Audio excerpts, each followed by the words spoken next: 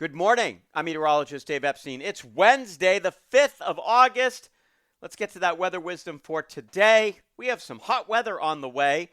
We've also had a bit of rain, so not as concerned about drought conditions. We are sponsored by Hartney Graymont. Hartney Graymont for all your horticultural needs, especially arbor care.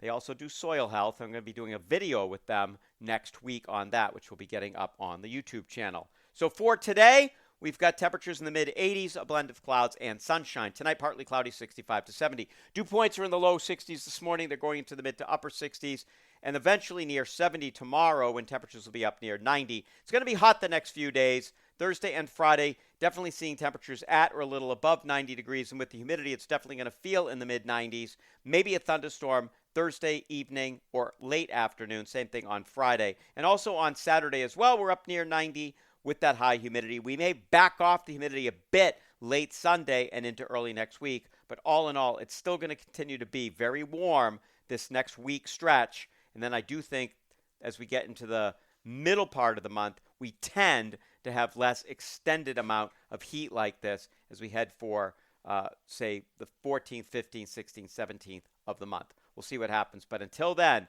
those air conditioners will be humming. Have a great day, everybody.